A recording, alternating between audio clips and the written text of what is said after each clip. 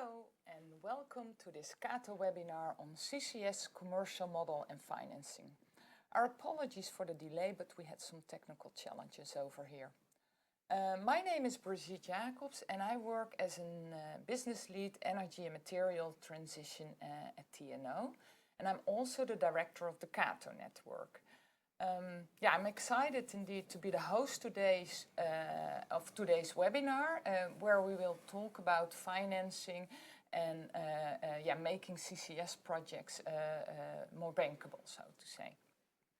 And for that we have indeed I think a very relevant topic for everyone that is working on. I think a very interesting topic for everyone that is working on implementing CCS project or looking at making financial investments into the CCS technology. Because what we will do is we'll talk about not only traditional CCS projects that usually indeed have business cases that are not always profitable, but we also discuss possible opportunities of making money with CCS projects in the future. We've all heard about the requirements for negative emissions, and the CCS technology in combination with direct air capture or BECCS might actually lead to the CRD technologies that are required. So with that being said, like I said, we have a very interesting agenda, a great set of panelists here with me at the table and one of the participants online.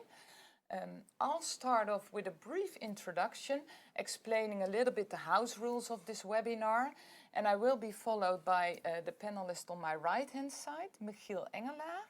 He works as a director project finance with Deloitte, and he will talk a little bit more about the regulatory frameworks and bankability considerations that are in place when you look at this technology.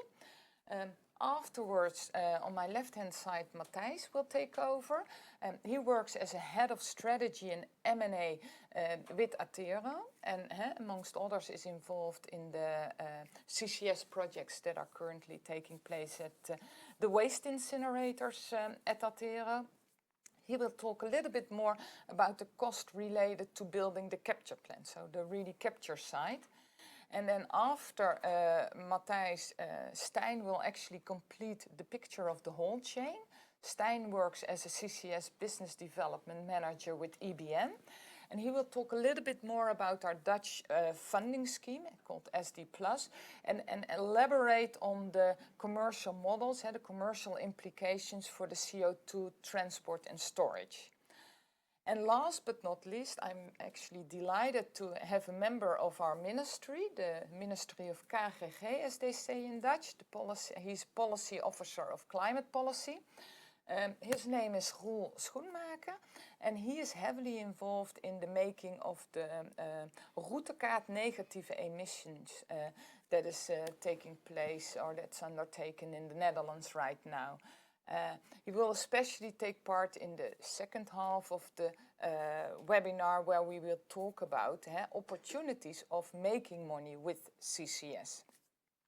So with that being said, before I hand over to the first speaker of today, just a few house rules of the webinar. We will like to make this webinar as interactive as possible. So for that, I invite you to ask questions via the Q&A button. I'll have a look at them. Where needed, really interrupt the speaker, but ideally ask the questions at the end of their presentations. And I also would like to ask you to switch off your camera, mute your mic, so that we can really indeed focus on the studio's participants. So with that being said, Michiel, I hand over the word to you. Great, thank you, Brigitte. Let's just first start indeed when we talk about CCS today, define a little bit, what we want to discuss. So as many of you, well, all of you know, CCS has been around for quite some time, in particular in combination with oil recovery and also for some industrial players to decarbonize their own operations. Now, what is interesting is that these kind of historic CCS applications really were based on the foundation that the revenue stream is coming from the operation that is facilitated by the CCS. So the CCS being used by the oil recovery, the business model really drives on the revenues that are being generated by the oil exploration. What we're now looking to is a new business model whereby parties who emit CO2 do not necessarily have a revenue stream directly linked to it, but are faced with a situation whereby the carbon needs to be captured in order to avoid certain regulatory risks or penalties in the form of carbon credits. So this also means that in the CCS industry, we've got new parties engaging in the form of the cement industry, steel industry, also energy from waste industry. And what is different in this business model as well is that these parties who are entering into the market do not have the full CCS value chain within their organization. So where historically, an oil company would have the storage, the transport and the capture all facilitated in its own company, now we see new parties having to interact with each other. And that is the focus in particular for today. And obviously, in the future, we will have hopefully direct air capture as well, which is in this business model, its own business model in a way, and I'll get to that later. As I just mentioned, historically CCS is an integrated service offering whereby the party would do the capture, the transport and the storage as a whole. Whereas now in CCS, we actually see that a value chain needs to develop in order to facilitate the various participants in the CCS value chain to link into that and to make their operation work. So you've got parties who purely look at the capture facility, you've got parties who look at the transport, and you have parties who look at the storage. Obviously, in some combinations do exist, but what is different is that these parties are now acting on a part of the value chain and need to interact with other parties through contractual arrangements in order to make their capture ambitions work. And that is a new business model which creates a bit of complications as well, because the revenue comes in with the party who's on the left, so the emitter who by capturing the CO2 does not emit and therefore has carbon credits or can have negative emissions, and they pass on part of their revenue stream to the other parties in the value chain. Another complexity which we see in particular in Europe as well is that these value chains seem to be quite large and in some instances are also cross-border. So as you see on the right, obviously CO2 emissions are very concentrated in the northwest of Europe, in the UK, in Belgium, the Netherlands and Germany, to an extent also France. Facilities where you can capture CO2 mostly exist in the North Sea. So to an extent that is convenient, the value chain is close from the emitter to the storage party, but you also see that there are opportunities to go across the border. So you see in a regulatory framework in the UK where there is very much a focus on having, a cluster from storage to, from the emitters to storage and interact with them holistically. And the UK government also steps in to try to set up a regulatory framework whereby these parties can interact with each other. Whereas in Europe, to an extent, it's national as well. Obviously, here in the Netherlands, we've got around the port of Rotterdam our emitters, and we've got through Ports and Aramis the transport to go into local storage units. But on the other hand, you also see that in Norway there is a storage provider through the Northern Lights project, which is quite advanced now, which is looking to source its CO2 through other countries, for instance, through the commercial contract with Yara. That international component also creates an additional level of complexity as well, because you need to transport CO2 across a border, which is not just allowed under the London Protocol, so some bilateral agreements needs to be signed. You see some parties in the CCS or some countries in the CCS value chain being quite advanced, in particular, Norway, again, UK, the Netherlands, Denmark, and to an extent also Sweden with biogenic CO2. But to really capture the full extent of CO2 emissions and facilitate that to CO2 storage side, there are also still countries which are lagging and which still need to set up regulatory frameworks in order to tap into that international value chain, such as Germany.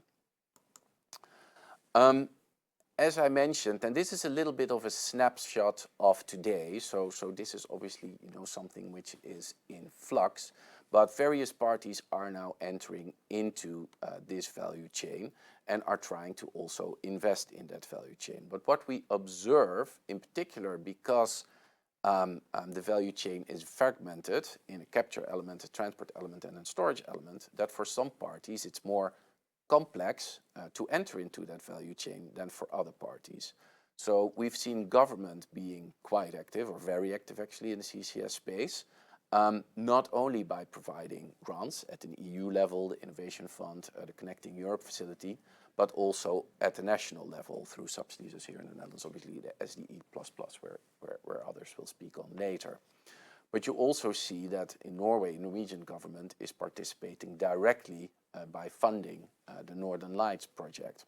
And that is quite important because a government has, through its gravitas, the opportunity to step into these projects and take a certain view on the risks that are associated with having this fragmented value chain.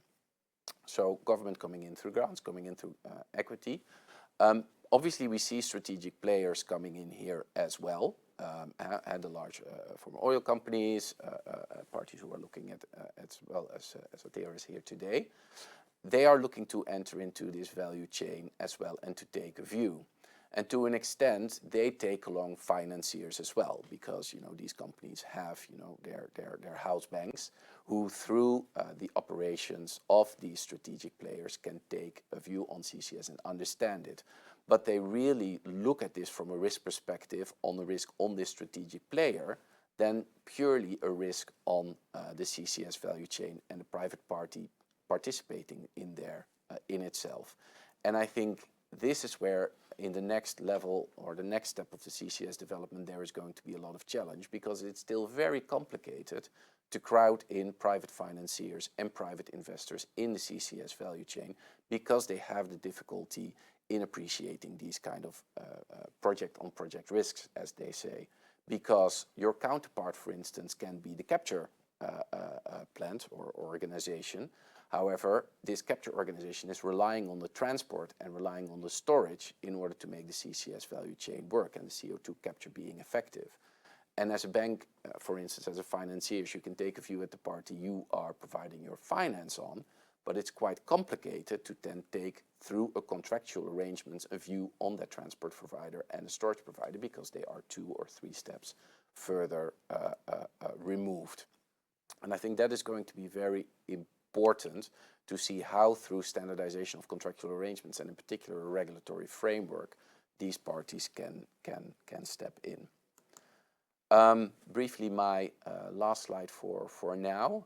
So also just mentioning, obviously, the distinction between CCS, carbon capture and storage, and CCU, carbon capture and utilization. To an extent, these concepts are mixed, and obviously, people look at CCU as a holistic proposition. However, the storage part and the utilization part do differ quite significantly in the way that their business model works. The storage, obviously, is stored underground and therefore relies on carbon credits as a revenue stream, with the complications that entails.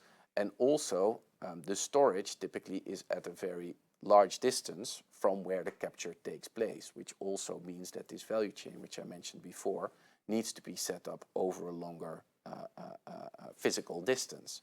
Whereas what you see in carbon utilization, that the utilization typically tends to be more close to where the capture is, but there are some other considerations implied there. The carbon needs to be of a certain purity, it needs to be certified in order for it to be used for the uses that are foreseen, and also the location needs to be close to where the capture is, which is what's also already said. So I think that's it for me for now, Brigitte, just giving a bit of a snapshot on the CCS value chain and the differences between CCS and CCU. Yeah, no, I think that was very interesting in terms of setting the scene indeed, like what does traditional CCS look like, if you can talk about traditional at this stage in life. Yeah, I'll now like to hand over to Matthijs, who will actually shed his light on the costs involved at the capture side. Yeah, here we go. Thank you, Brigitte. Yeah, let me build on traditional CCS. So I'm representing Altero, waste management company, and we are active with 2 energy from waste installations in the Netherlands. We have the luxury that we have an energy from waste installation based in Moerdijk with access to a waterway. Because if you start entering into a CCS type of project, carbon capture storage, then you need to plan with the end in mind, right? And that is why we took quite an intensive assessment period, I think of roughly 2 years, to understand 2 key components within the value chain. One is obviously familiarize yourself with the technology of capturing CO2. We're doing that via post-combustion, taking CO2 out of our flue gases from the various stacks that we have linked to the 4 incineration lines. And that is one side of the complexity. And then on the other side, you have to understand, okay, where to store it. And that is obviously, now for most of yourselves who are contemplating a CCS project, that's quite a new dimension to our way of working. You need to reach out to storage providers. Now that on itself is not complex. I think you can easily find them. But then it starts with how to get your CO2 molecules from your site to the storage facility. And then we as Altero took quite a journey, also took our time to understand our options. What that means is for Altero we had to decide, okay, how to get it to Aramis in our case, which for us starts at CO2 Next, the intermediate storage terminal.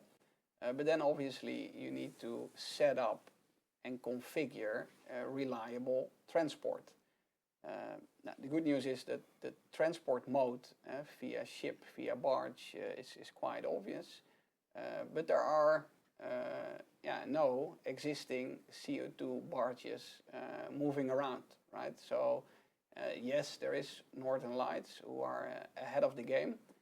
But in general, it's also, if you reach out to shipping companies, it's quite unique, right? And then the resemblance to LNG ships from Qatar to the Netherlands is often made, but this is obviously quite a different animal to tackle. And then building on Michiel's earlier comment, you see that the number of value chain partners also starts to increase quite significantly, right? Because you don't want to reach out to the first shipper on your list, right? So we're spending quite some time assessing suitable candidates for each step in our value chain. Important also to come back to the first component of the value chain, the capture technology, that also here you understand, okay, the storage provider, what type of CO2 composition is that party looking for? Because obviously you need to configure it right on site. And in our case, linking it to the transport mode, you also need to configure the CO2 specs right for the transport, which in our case is cryogenic. And actually, within our assessment of finding suitable storage options, we on one side assessed direct shipping.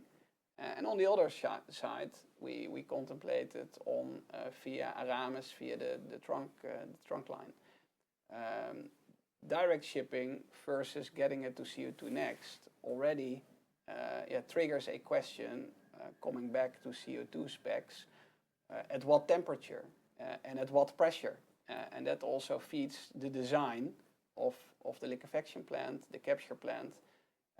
So just emphasizing here, planning with the end in mind, extremely crucial, and making the assessment on which parties to choose from is also really to take serious. Keep options open and really understand what flexibility can you inject into your CCS project, noting that each party is asking for exclusivity to add some additional complexity to this journey.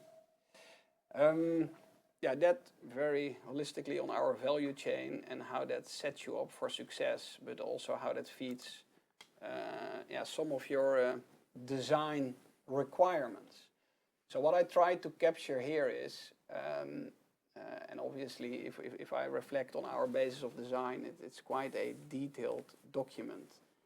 But maybe good to high level spend some time on the components and how that feeds not only design requirements, but also it feeds the business case. So obviously it's about setting up and designing a capture plant, which is obviously also building on the size that you're looking for.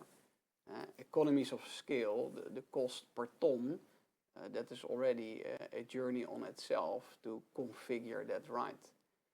We as ATERO decided to go big for our Moerdijk project, whereas we also have an energy from waste installation in Wijster, which is very remote in the middle of Drenthe. So that already comes with quite a different challenge from an economies of scale perspective. But luckily for Moerdijk we had the advantage to go big. Obviously the capture plant feeds the liquefaction plant. In our case, extremely important that we configure it at cryogenic composition. Then obviously we also need to cater for on-site storage in case something goes wrong or there's maintenance or we have some trouble with the boat, with the ship. So that's why we're also building on-site storage at quite a capacity already. Then piping, if we reflect on the changes that we need to make on site, that is quite impactful, and the number of pipeline, the meters of pipeline that we need to set up, also quite impressive. From the liquefaction plant to on-site storage, and then from on-site storage to the jetty, because again we rely on the barge, and with a loading arm we need to load the CO2 molecules into the barge. Then also very relevant for the business case and how to configure the CO2 product quality. So keeping in mind that we need to cater for Aramis specs in our case, but also enabling cryogenic transport. Emissions and treated gas, making sure that we're fully compliant and how to do that. Utility consumption, that is where you can implement savings. Example, in our ecosystem, we have our own steam turbine, so we can tap off power from that. But that is then not only to optimize the process of capturing CO2, but also what to do with residual heat and how to make sure that you inject that back into your production processes where feasible. In our case, we also look at district heating, and if we can optimize via residual heating on that end. Water cooling, because we need to work with flue gases at quite a significant temperature, and then reflecting all the capture plant processes. Water cooling is extremely important. Noise is, I think, coming back in general to the thresholds that we have from a permit perspective. And obviously that feeds best available technology and making sure that with your contractors, you set yourself up for success, not only as per the standards of today, but also looking into the future. So this very holistically how we look at our basis of design. That feeds our business case. What I did is I included a very simplified table overview to summarize our business case. What you see here is reflecting on the revenue side, is how we have constructed our business case, that we took avoided taxes as an income stream, preventing a cash out. Avoided tax, two sides. It's the Dutch CO2 levy, but it's also ETS. Then we also rely on some of the tax credits linked to dispensation rights that we will also trigger as Atero, and that we, albeit it's a small portion, but we can also sell that to third parties. And because we are an energy from waste party, we capture biogenic CO2, but also fossil CO2. And from the stack measures, that's roughly 50-50%. So that means that we have an opportunity to realize negative emissions. And that, on a positive note, is what we hope to valorize, to monetize within the voluntary carbon credit market. I think that's a topic we talk to later, if I'm not mistaken. But that is a very important revenue stream for our business case. It's mentioned before, the regulatory landscape, extremely important to make this happen, to make this viable. So without subsidy, and in the Netherlands it's linking it to the SDE++ subsidy scheme. Without subsidy scheme, Atero would not be able to move forward with these type of projects. You see also here with the 60-40, the significant portion that is linked to the SDE++ subsidy.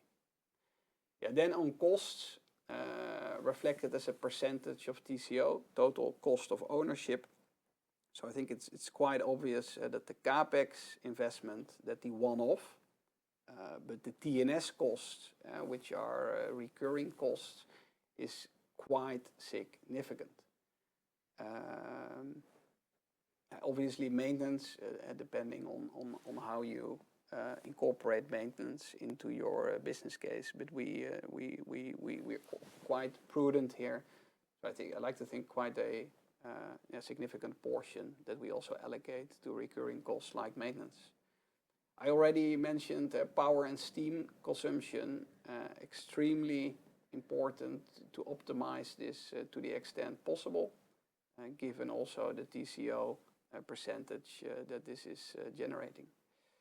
I think other OPEX speaks for itself. The chemicals, the solvents, the amines, staffing, not to forget. But I hope this gives a high-level overview on how our business case looks like, and I think more important, the revenue stream that we like to attract to cover the significant cost levels. Good. Thanks very much, Matthijs, for indeed sharing the perspective from the capture side. Like I said, indeed, to make the complete picture more concrete on the value chain, it's also important to look at the transport and storage aspect. So for that, I would like to invite Stijn to join the meeting. Maybe I'll ask indeed Matthijs a question in terms of on that capture end, how dependent are you, and we're going to make the bridge to the transport and storage anyway, how dependent are you in your business models on the commitment of the transport and storage partners? So coming back to the value chain, without the DNS, there's no solution, there's no project. If we then zoom in on commitments, then I think each party within the value chain needs to recognize that it's a new business model, and each business model comes with distinct challenges per party across the value chain. So coming back to the financing angle, if we want to explore project financing, then it's helpful that across the value chain we understand, okay, building on contractual arrangements, how do we set ourselves up for success? Or from the get-go, we're saying, sorry, this is our model. Sorry if it's not project financing enabling, and goodbye. So having that open mindset, I think that is where it starts from, and then converting open mindset to commitment and how to work together on various angles, extremely important. Also on biogenic credits, the whole reporting and monitoring process, we need to report and monitor across the value chain. So let's make sure that we apply from the get-go again a holistic approach, not only in being compliant from the NIA standards. But it starts with NIA, and so let's recognize that NIA sets the boundaries, sets out the rules of the game, but let's make sure that NIA and carbon credit measurements are integrated. No, that's clear. Do we? I think there's something. Otherwise I haven't. Do we have him online? Otherwise, Michiel, I have another question for you in terms of what do you think is needed to crowd in private sector financing? Yeah, that's an interesting one because, as I mentioned in the meeting, at the moment you really see that governments are taking action with really investing in parts of the value chain. So transport, in particular, if you look at Portos Aramas, it's government-owned entities who are stepping in there. And also, if you look at Northern Lights, I think it's some 80% ultimately of the whole value chain, which is funded or provided based on support by Norwegian government. We see a quite different approach from the UK, where the UK tries to set up an elaborate regulatory framework which enables parties to step into the value chain and make some sort of contractual arrangements whereby there is an understanding that if the contractual framework would fall away, there is a form of interaction or governance on how these parties would interact in these kind of circumstances. Plus also, ultimately, there are some risks which are identified in a regulatory framework, which are either placed by a party, or ultimately it could also be the government who can step in. And by de-risking that entire value chain, the ideas and the concept is that would crowd in the private sector financiers because they can better appreciate the risk that they are stepping into. That being said, obviously, the proof of the pudding is still in the eating. In the UK, I think there are currently, 3 advisory partners looking to crowd in financiers and to get a project banked, but it still needs to happen. Another thing which I think is important as well, and which also we need to keep realizing as well, as the business case in itself. If we look at the moment at the EU ETS price, which I believe currently hovers a bit over 60 euros per ton, it's still nowhere near the cost of the capture element alone, which typically goes in the ranges from between some 70 up to 120 euros per ton. And that is just the capture element. You also need to obviously cover for the transport and the storage element. So to make that business case just work, whereby the revenue outpace, the costs, which ultimately is a situation where we want to be, because we don't want the whole value chain to rely on subsidy in itself. Either the EU ETS price needs to come up, or we need to see if there are other revenue streams that can support it, as is done by Altero already through the voluntary carbon market. But those are clearly challenges. Hopefully, with more CCS projects coming online, on the cost element side, perhaps we can bring that down. As also, if you've seen in the offshore wind industry, there's been quite a dramatic cost reduction over the last decade. But that's a journey that we all need to go through. No, I can imagine. But what kind of role do you then see for a government in that one? I mean, obviously we now have a subsidy program and scheme in place. So the subsidy scheme in the Netherlands definitely help, and it, I think, definitely also sets apart the Netherlands from some other countries. I mean, I believe Denmark has a scheme as well, and 3 funds committed as well. Sweden looks a little bit more at the biogenic CO2 and supporting that model. But one is the monetary side to make just the business case work, but the other side, as I mentioned, is the interaction between the various parties in the value chain. And what has been the approach by government right now in the Netherlands, and to an extent also in Norway, is just to step in, to facilitate, to make sure that the transport element is there, and take some view on, the contractual arrangements that part can bring. But if you don't want to step in as a government by yourself, you will need to have some sort of framework set up whereby you enable private sector financiers to step in, because for them to take the view on that risk is quite challenging. And it will be very interesting what, for instance, a government like Norway will do, because they've, through the Northern Light project, really invested massively to make the whole value chain work. But they also realize that is not, a sustainable business model going forward. They've issued now licenses. Will they facilitate further step in as well?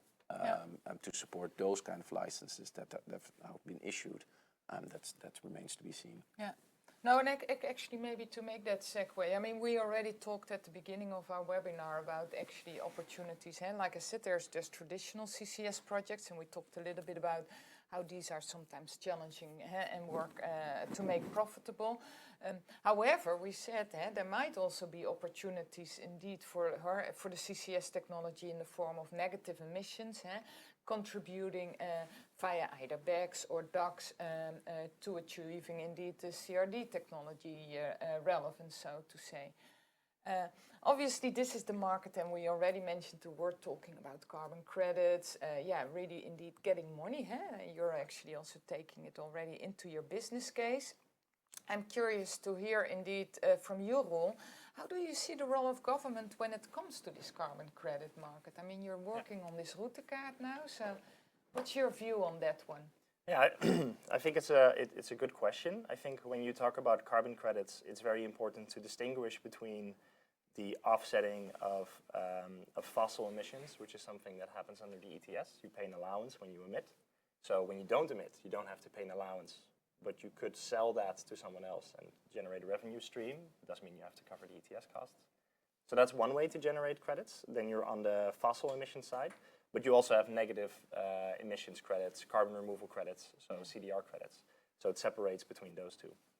And then another dimension where you have to separate them is the voluntary market, where players are voluntarily purchasing removals. They are purchasing these credits.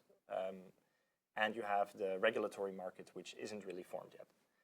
And I cannot speak on behalf of the government. We're working right now, as you said, on the roadmap for negative emissions, the routekaart van negatieve emissies, which we hope will set out the scene, set out the latest in science, what advice we've received, what fundamental principles should be that we adhere to when we design policy for carbon removals.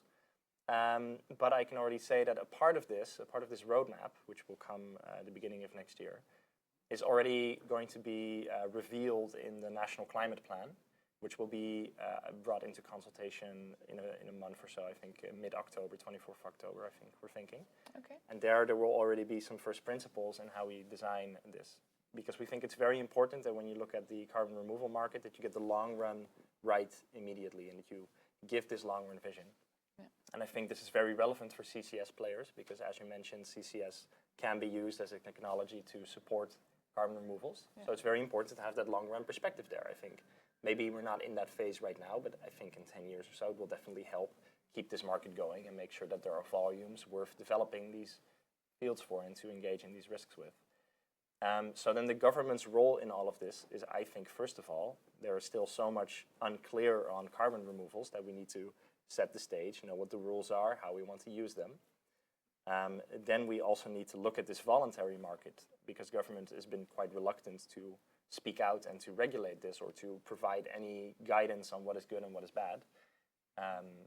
We worked as a Netherlands on the European Carbon Removal Certification Framework, It's a big project that sets out what monitoring, what MRV you need to do, monitoring, reporting, and verification to be able to claim a carbon credit, specifically for negative emissions. And because there are so many different technologies, it's quite complicated. We're also looking at things like the Corporate Social Responsibility Directive and the Green Claims Directive, where it's more about what can, it's not so much the CCS side, but what can the purchasing side claim when they have this. And I do have to say, what you see is you run into very fundamental issues where there are very fundamental decisions that we have not yet made, such as what can a company claim based on them purchasing a carbon credit. And so to create this clarity, I think, is very important for government. And then on the other hand, in the long run, the government, the Paris Agreement also sets out negative emissions in the long run after 2050. This is also under Dutch climate law, that we will become net negative after 2050. And there's a big question of how will you arrange this? And we really think that government will have to drive this demand either by stepping in themselves or by setting up long-run markets where there are entities that are willing to pay and to generate these carbon removals. Yeah. So it's very complex and very difficult because for many players, carbon removals right now is very unclear what value it has. Yeah, no, absolutely. And when I talk indeed with the market, yeah, I really hear that they are seeking this clarity to some extent. Just indeed like an example of indeed interaction. I mean, I think that definitely some of our audience they've seen indeed the Sweden action on reverse auctioning system. Yeah, but how does the Dutch government look at such a system? I mean, is it already that concrete? So we are in contact with the Swedish government to learn from what they're doing, and so it's a lot of the documentation is still in Swedish, so sometimes it's difficult to understand really what they're doing. But these fundamental issues that I talk about, they come back here. Because what the Swedish government is kind of doing is they want to, as we understand it, they want to partially subsidize through an auction the creation of these voluntary credits that will also be sold to private entities. And then the question is, what can a private entity do with this? Under the Paris Accord, all of these countries and the EU as a whole have committed to a certain amount of climate action. So we say, this is what we will do. And there are also facilities for companies to contribute to this or to do something on top of this. On top of these national NDCs. And we call the first part, we call that a contribution claim, where you contribute to someone else's national, their NDCs, their national target. And you have an offsetting claim, where you say you're doing something on top of these requirements. Now, the holy grail for most corporations is to be able to say, we emit so much, but we also bought so many removal credits, so therefore, we are neutral, we are doing very well. And you run into the problem with the fundamentals of the Paris Accord, where the question is who gets to claim a removal? And this is a very fundamental question. And it seems right now that the Swedish government is saying we're okay with entities both claiming that they have bought the offset, but we will also claim it towards our NDC. And that creates an issue we call double claiming, where two entities are saying we are responsible for this removal. And that's a problem you run into the second a government subsidizes it, because the government subsidizes it usually because they want to achieve their own targets. Yeah. But there are also other entities right now claiming that it helps them achieve their targets. So we want to make sure that whatever this clarity that we give, that we don't change it a few years into the future if we change our mind. No, because then you lose your clarity again, on your long-term perspective. Yeah. But there's also reasons to say we want to get this technology started right now. We want to get the innovation started right now. So we do the innovation and the subsidy anyway. And those are also valid argumentations to do so. So it's a way off between those. And these are the type of questions that we hope to, explain that this is even a policy issue. This is in the roadmap, but also to try and give some clarity on how we want to deal with this and to find some solutions for this. And you run into this issue in many different places. And it usually happens the second government steps in with a subsidy. Yeah. But under ETS, for example, there's no question that someone who is not emitting because they are applying CCS does not have to go buy an allowance, and therefore it is them who can. It's this company who can say we're the ones who arranged this. Yeah, no, that is clear, and thanks for sharing that. Matthijs, I actually have quite a concrete question from one of the members in the audience, actually in this particular case from Pim van Cape from SLB Capture, the new formed a company specifically on the capex and TNS. Did you base the TCO percentage on the current TNS cost level, or did you project the expected future cost, assuming that these are going to come down as infrastructure and competition develop, or at least we hope? Yeah, that's the holy grail, right? But we have based our business case on information that is available as per today, and then we imply inflation, of course. We have the Dutch levy, which we know how it will increase in coming years. So there are certain other revenue and cost items that we can project. But TNS, to be honest, is not an example of those. So in addition to inflation, we have a best guesstimate on what it will cost based on current available information. And that is what we have included. No, that's clear. Yeah. Unfortunately, we weren't able to actually get our panelist from ABN into the call. And we're getting now close to the end. So that leaves me actually with thanking the panelists that were here in the studio with me for their great contribution. I think indeed some very interesting insights that were shared, as well as the panel discussion that we had. Before we hang up, I would like to indeed inform you that we've now almost completed the update of the new CATO carbon reduction game. And I've talked about it in the past also at our events. So it's a fun game. It could be used for team building exercise to kind of familiarize yourself with different carbon reduction technologies while playing under the ETS scheme. So I invite you indeed to actually indeed, if you have interest in playing this game, please let us know. And with that being said, trying to be respectful of time, I would like to thank the audience very much for joining this webinar. I hope you found it useful. I've seen a question in the chat also on the slides. Yes, they will be shared. Hopefully we can also share the slides of our ABN participants. And with that being said, thank you very much for attending and wishing you a very nice remaining of the day. Thank you.